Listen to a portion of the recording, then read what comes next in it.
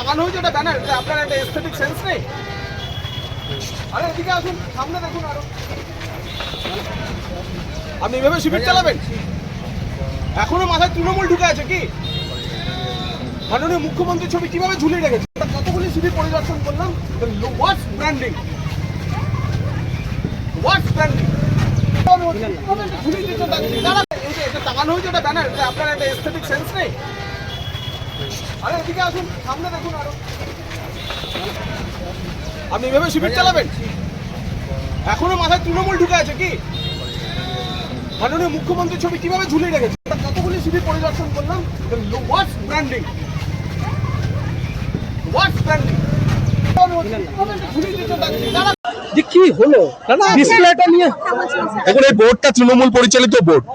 মুখ্যমন্ত্রী জনকল্যাণ শিবির ওরা মনে করছে ওটা বিজেপির মুখ্যমন্ত্রী, সেজন্য এখনো পর্যন্ত একটা প্রপার ব্র্যান্ডিং পর্যন্ত করেনি। আমার দুঃখের বিষয় যে আমি এই কেন্দ্রের বিধায়ক, এই পুরসভা আমার পুরসভা। বলা হলো ফিনান্স অফিসারকে, আমি এখানে অ্যাডমিনিস্ট্রেটিভ অফিসার আছেন, আমি বাকি যারা আছেন তাদেরকেও জানতে পারি। জেলা শাসকের কাছে এটা নিয়ে তলব করবেন স্যার? বলছি এটা নিয়ে বাস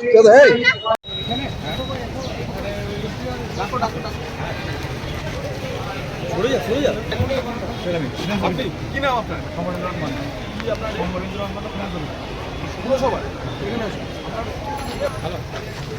হজম করতে অসুবিধা হচ্ছে কি? প্রধানমন্ত্রী মুখ্যমন্ত্রী ছবি, তাহলে এই যে এটা টাঙানো হয়েছে এটা ব্যানার, আপনার একটা এস্থেটিক সেন্স নেই?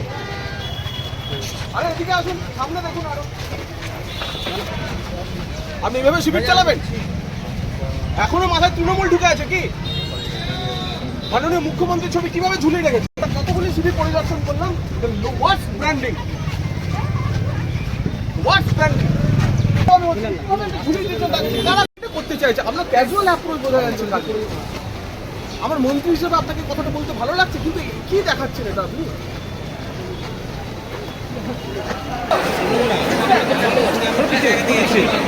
পশ্চিমবঙ্গ সরকারের মাননীয় উচ্চশিক্ষা মাননীয় সমাজ সেবীদের জায়গায় থাকুন, তিনি আপনাদের কাছে যাবেন, গিয়ে আপনাদের অভাব শুনবেন। আপনারা দয়া করে ভিড় করবেন না, আপনাদের যা অভাব অভিযোগ আছে সেই